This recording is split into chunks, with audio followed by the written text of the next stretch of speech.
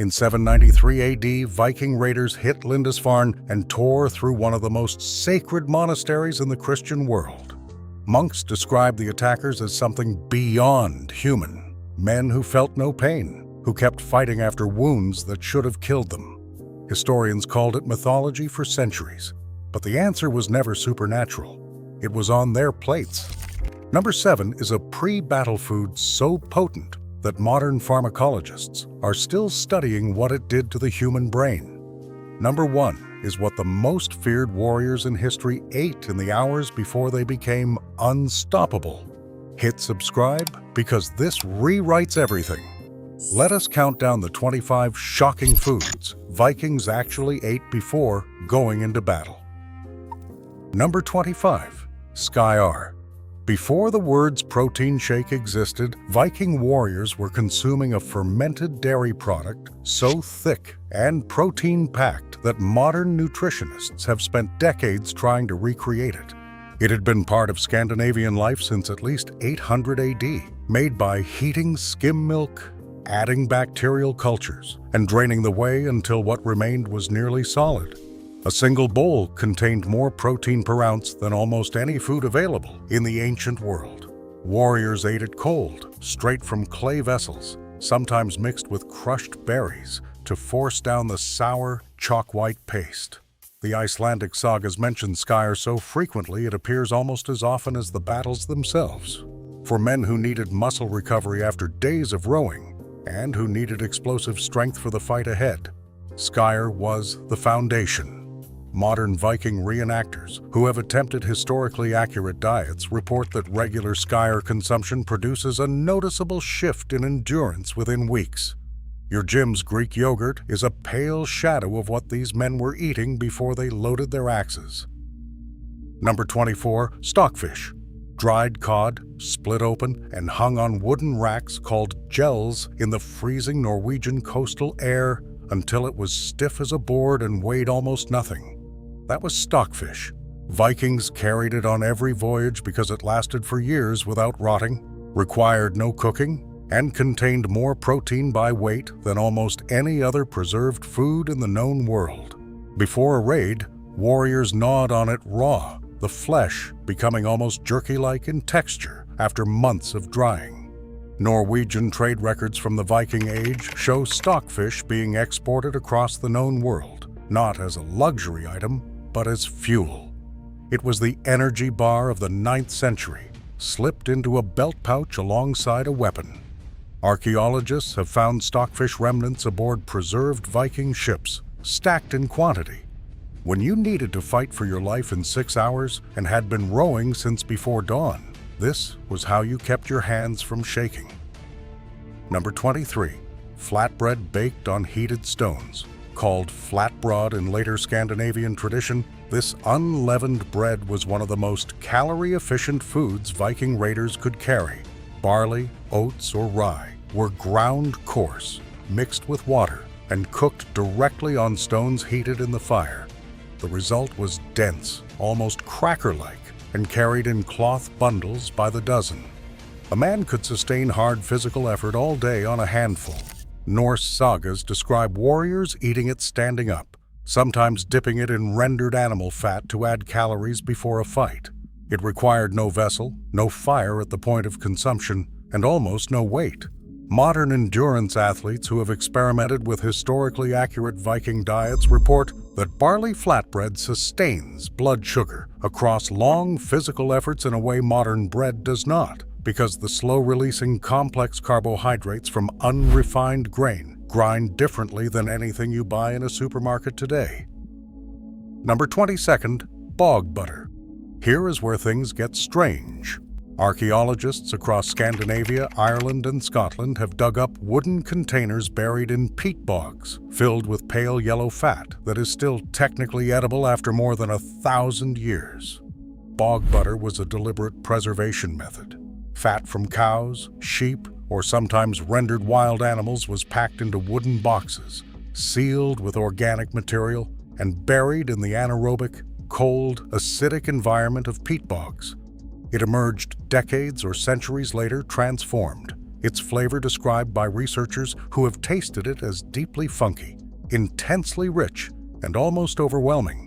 Vikings ate this aged fat before long voyages and battles. Peat burial transformed the fat's chemical composition, concentrating its caloric density. A man eating bog butter was essentially consuming a calorie bomb with a flavor profile that would stop most modern people in their tracks. Containers of it have been found in Scandinavian burial contexts alongside weapons, which means someone thought it was important enough to bring into the afterlife. Number 21. Grain porridge with rendered animal fat. The everyday Viking pre-battle meal was almost insultingly simple. Oats or barley were boiled in water until thick, and whatever animal fat was available was stirred in at the end. In many cases, there was no salt and no sweetener, just dense starch and rendered fat, eaten hot when possible and cold when not. This sounds like deprivation, but it was engineering. The combination of slow-burning complex carbohydrates from whole grain and long-chain fatty acids from rendered animal fat created a metabolic fuel source that sustained intense physical effort for hours. Scandinavian archaeologists analyzing the stomach contents of preserved bog bodies from the same period found almost exactly this combination as a last meal. Modern nutritionists studying ketogenic diets and carbohydrate periodization have essentially rediscovered that fat and grain combinations eaten in the right ratio before exertion produce sustained energy without the crash of refined carbohydrates. Your ancestors figured this out without a laboratory. Number 20. Smoked reindeer. In northern Scandinavia, reindeer herding provided not just food for daily life, but a concentrated, preserved protein source that traveled remarkably well. Before major raids or battles, smoked strips of reindeer meat were packed alongside weapons. The smoking process drew out moisture and killed surface bacteria, creating a preservation effect that kept meat viable for weeks. Reindeer meat is exceptionally lean and high in protein, with a fat composition different from domestic cattle because of the animal's diet of lichen and moss. Norse warriors in the northern regions would have recognized smoked reindeer as one of the cleanest, most reliable protein sources available before a fight. Archaeologists have recovered reindeer bone deposits at Viking Age sites in quantities far beyond what daily domestic use would suggest, indicating systematic processing for storage and travel, the kind of bulk preparation that precedes military campaigns. Number 19. Whale blubber. This is where modern food science stops cold and stares. Whale blubber is not fat in the way we conventionally understand fat. It is a complex biological tissue, rich in omega-3 fatty acids, fat-soluble vitamins, and a compound called squalene, which researchers have studied for its effects on human cellular energy metabolism. Norse coastal communities hunted whales systematically, and the blubber was eaten raw, frozen, or rendered. Before extended battles or voyages, consuming whale blubber provided a unique nutritional profile that researchers studying traditional Inuit and Scandinavian diets have connected to extraordinary cold tolerance, sustained energy, and resistance to the inflammatory damage caused by extreme physical trauma. In other words, the same biological tissue that helps whales survive in freezing water was helping Viking warriors withstand cold weather combat in ways we are only now able to measure. They did not know the biochemistry. They just knew it worked. Number 18. Seal meat. Coastal Viking communities in Norway, Iceland, and Greenland hunted harbor seals and gray seals as a staple protein.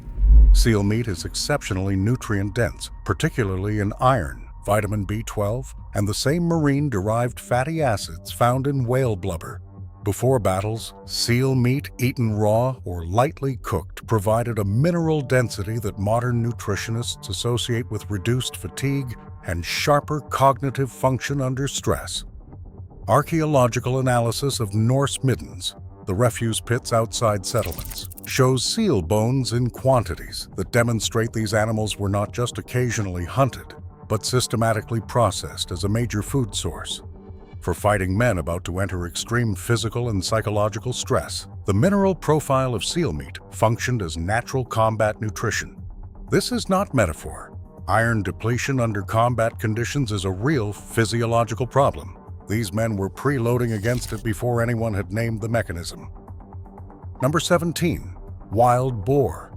The Norse relationship with wild boar was not just nutritional, it was ceremonial.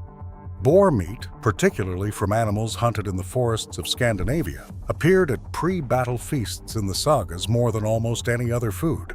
The animal was associated with Freyr, the Norse god connected to prosperity and martial power, and consuming its flesh before combat carried ritual significance alongside practical nutrition. Wild boar meat is substantially leaner than domestic pork and dramatically higher in protein. Animals that spend their lives rooting through forests and fighting produce muscle tissue with different fiber composition and different nutritional density than farm-raised animals. Pre-battle boar feasts were not simply symbolic. They were a concentrated protein delivery that warriors and their leaders understood on an empirical level, even without the vocabulary of nutrition science. Number 16. Pine bark bread. When grain ran short on long campaigns, or during harsh winters before a spring raid season, Norse people ground the inner bark of Scots pine into a rough flour and mixed it with whatever grain remained. The result was a bitter, dense flatbread that was nutritionally inferior to grain bread, but kept men alive when nothing else existed. Pine bark contains compounds including abiotic acid and certain flavonoids that modern pharmacology has studied for their anti-inflammatory effects. Men eating pine bark bread before battle were inadvertently consuming mild anti-inflammatory compounds that may have reduced the physiological stress response. Scandinavian botanists have documented this practice in detailed historical records. This was not a choice. It was survival. But the men who ate it were tougher on the far side of hunger than anyone who had eaten well. Number 15. Cloudberries and lingonberries, Arctic and subarctic. Scandinavia is carpeted in small, intensely flavorful wild berries that ripened in summer and were dried or preserved in their own natural acid for winter and campaign use. Cloudberries and lingonberries are extraordinarily high in vitamin C, something that mattered profoundly to men who spent months at sea or in winter camps eating preserved protein and fat with minimal fresh plant matter. Scurvy degrades connective tissue, weakens muscle attachment, and makes wounds that should heal become fatal. Viking warriors, who systematically consumed dried berries before and during campaigns, were unknowingly protecting themselves against a physiological collapse that later European armies suffered when they had forgotten this knowledge. English sailors in the 18th century were still dying of scurvy. Vikings were solving the same problem with cloudberries 1,000 years earlier. Number 14. Fermented herring, second pattern break. Controversy incoming. Fermented herring is one of the most chemically aggressive foods ever deliberately consumed by human beings. The modern Swedish version, surströmming, is so pungent that airlines have banned it as cargo. The Viking Age version was similar, with whole herring buried in barrels with minimal salt and left to ferment through enzymatic breakdown of the fish's own proteins. The resulting fish is not rotten in the dangerous pathogenic sense because lactic acid fermentation creates an environment hostile to harmful bacteria. What it produces is an extraordinary concentration of bioavailable amino acids, B vitamins, and beneficial fermentation byproducts. Warriors who consumed fermented herring before battle were loading their systems with an intensely bioavailable protein source that required almost no digestive effort to process. The gut does not have to work to break down what fermentation has already broken down. This is not coincidence. It is an empirically derived pre-combat nutrition strategy that took the modern sports science world until the early 2000s to rediscover under the label of fermented food benefits. Stinging nettles, the same plant that can ruin a summer walk in bare legs, were a staple pre-battle food in Scandinavian culture for a reason that sounds almost like myth, until you look at the biochemistry. Nettle leaves contain extraordinarily high levels of iron, calcium, magnesium, and vitamins A and K. Boiled until the sting is neutralized, they become a dark green broth. Norse warriors consumed that broth specifically in spring, when winter food stores were depleted and campaigns were being planned. The iron content of nettles is significant enough that modern herbalists still recommend nettle preparations for iron deficiency anemia. Men whose iron stores were depleted by a winter of preserved food and cold were essentially correcting that deficiency in the weeks before a raid by drinking nettle soup. They were preloading red blood cell production. They did not know that phrase, but the practice appears in enough Norse documentation to confirm it was a deliberate dietary strategy, not accident. Number 12. Walrus meat. Norse communities in Greenland and in Arctic Norway hunted walrus not just for ivory, but for protein. Walrus meat is intensely rich, dark, and oily, with a flavor the few modern people who have eaten it call unlike any other marine mammal. It is extraordinarily high in calories and in a specific suite of micronutrients associated with deep ocean feeding animals. Viking traders carried walrus ivory as far as Constantinople, which shows how systematically these animals were harvested. The men doing the harvesting were eating the meat. Before winter raids and before spring campaigns launched from northern bases, walrus consumption provided a caloric density that few other available foods could match. When you eat walrus meat, you are loading the human body for extreme cold, extreme exertion, and probable violence. The Viking hunters of Svalbard and northern Greenland understood this not in scientific terms, but in the empirical language of men who knew what made them capable and what did not. Number 11. Bear meat. Norse culture held the bear in a reverence that blurred the line between meal and ceremony. Bear meat was consumed before battle in a ritual context described in multiple sagas, but the practical dimension is equally significant. Bear meat from wild animals is exceptionally lean and protein-dense, but it also carries a real danger. Trichinella spiralis, a parasitic worm present in wild bear meat, causes severe illness when meat is undercooked. Norse warriors who regularly ate bear meat and survived were self-selecting for robust digestive resilience, and those who knew how to cook it correctly were following a food safety protocol developed through generations of losing people to undercooked bear. The ceremony around eating bear before battle was not separate from the nutrition. The ritual was also the recipe, long cooking times, specific fire management. Knowledge passed between warriors kept the ceremony from becoming a massacre before the enemy arrived. Number 10. Elk and moose. Elk and moose are exceptionally high in protein, vitamin B12, zinc, and selenium. Zinc deficiency impairs reaction time. Selenium regulates metabolic rate during exertion. Elk bone deposits at Norse longhouse sites show butchering patterns consistent with systematic meal preparation, not opportunistic eating. This was deliberate. Number 9. Beaver tail. Rendered beaver tail was a pre-battle delicacy, and it was not eaten for flavor. Beaver tail fat metabolizes differently from standard rendered animal fat. It is rich in long-chain fatty acids the human brain uses as fuel under stress. The fact that it was specifically singled out for pre-battle consumption across multiple northern European warrior cultures is not a coincidence. Number 8. Onions. Here is the detail that stops every historian cold. Before battle, Norse commanders distributed raw onions to their warriors, not for flavor. If a warrior took an abdominal wound, a companion would check whether the smell of onion could be detected from inside the wound.